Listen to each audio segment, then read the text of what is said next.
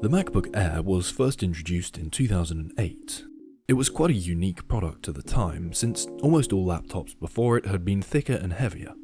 Fast forward to now though, and we've seen 4 major generations of MacBook Air. Let's go through and rate the value and performance of each one. So the 2008-2009 MacBook Airs make up the first generation. They're fairly similar machines. All of the 08 and 09 models have Intel Core 2 Duo CPUs on board. They had 2GB of RAM too, with the 2008s running DDR2 and the 2009 DDR3. The GPUs are very weak on both laptops, with Intel XMA graphics on the early 2008s and the GeForce 9400Ms on late 2008 and early 2009 models. I wouldn't normally go into so much depth regarding specs straight away, but I'm trying to explain here that the 2008-9 MacBook Airs are good for very little these days. Despite their convenient size, you're not going to be running any modern macOS versions. The hardware is from the 2000s, and it shows. Of course, these paved the way for so many important MacBooks and laptops in general. They're just best avoided by most these days. In 2010, the MacBook Air got a redesign. Nothing major, but some very worthwhile upgrades inside and out. Notably, the 2010 MacBook Airs came in 11 or 13-inch options. 11 inches is the smallest MacBook screen we've ever seen. You can tell if a MacBook Air is from 2010 or later because there are no separate buttons on the trackpad, and the entire machine is slightly thinner than the generation before it. Pre-2010 MacBook Airs had 1280 by 800 screens too, not a high resolution. The 2010 and onwards 13-inch Airs were 1440 by 900. The 2010 redesigned body was actually used until all the way up to 2017, just with different parts inside obviously. This was widely referred to as the Unibody generation. It would take an age to discuss the specs of each MacBook Air from 2010 to 17, so here are some significant figures. Every MacBook Air from 2010 onwards came with solid-state storage by default. Solid-state drives are far faster than mechanical hard drives, which were present on the previous MacBook Airs. The MacBook Air hard drives were notably bad because they were smaller than regular hard drives in order to fit into the little case. They often ran at 4,200 RPM speeds, significantly slower than most hard drives at the time.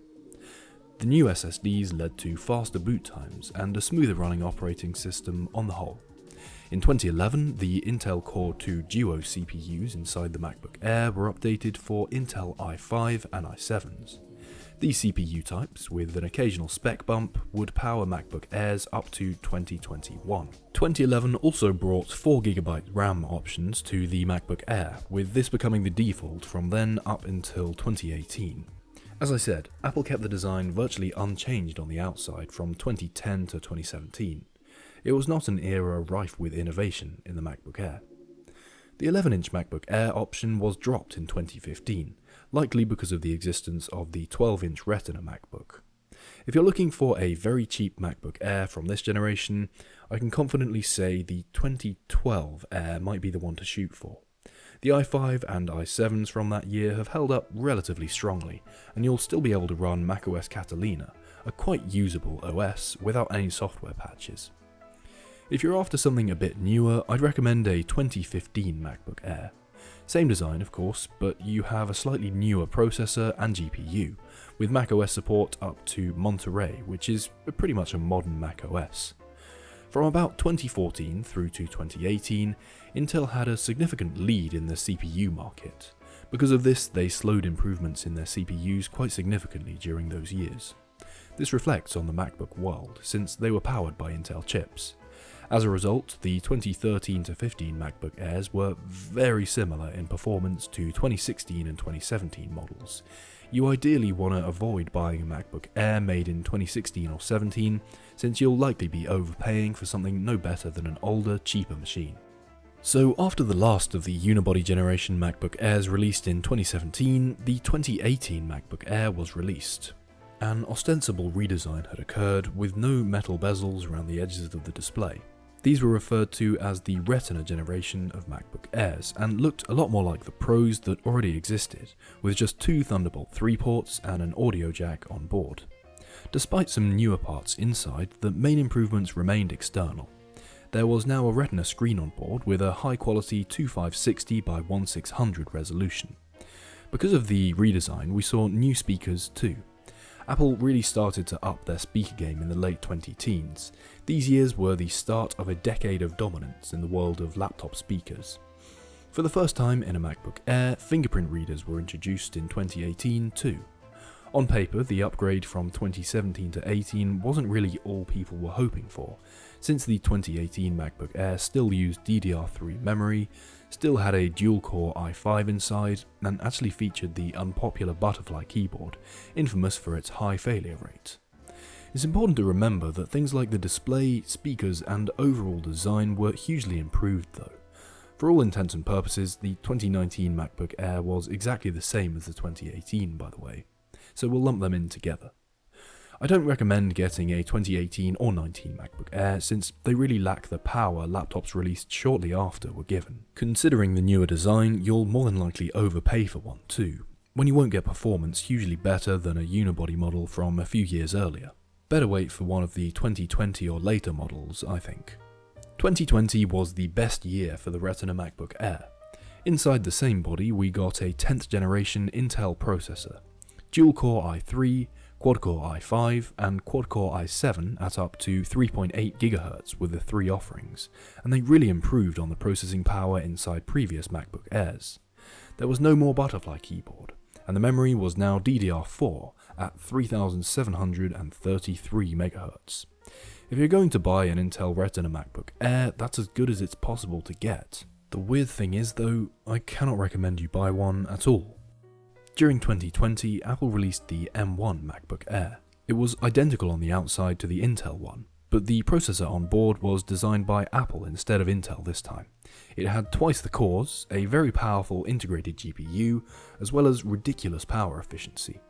Look at the Intel versus the M1 MacBook Air's numbers in Geekbench 6. There is no competition. The M1 MacBook Air was part of the first generation of Apple Silicon machines. These released inside the same cases as the Intel ones were given, but largely blew away their Intel counterparts. So that's it, I'm afraid. If you're looking for a MacBook Air from this decade, the M1 is a no-brainer. Prices are similar between the M1 and Intel machines on used sites like eBay, but I have to recommend you buy M1. It's the more future-proof, better value option, and it is actually the laptop I use to edit every one of my YouTube videos. I'm recording this on one right now. So after the M1 MacBook Air, things start to get a little bit confusing. 2022 brought another complete redesign to the MacBook Air, and it's the same design Apple are still using right now. There were thinner bezels on board with a notch on the top of the screen, not dissimilar to that of an iPhone or MacBook Pro. Magnetic charging connectors made a return too, known as MagSafe 3. The 2022 model came with Apple's M2 chip, essentially pretty similar to the M1 with a smidgen more power.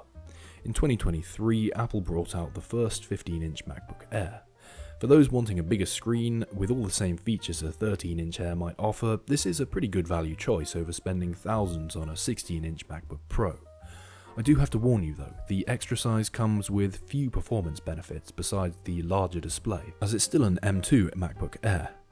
There were two Thunderbolt ports on this model too, alongside MagSafe and an audio jack. That's quite limited, really. I'd personally suggest sticking with an M1 13-inch Air unless you absolutely need the extra screen size. At the start of 2024, we got 13 and 15-inch MacBook Airs with M3 chips. The only notable change for me was the addition of a 24GB RAM option.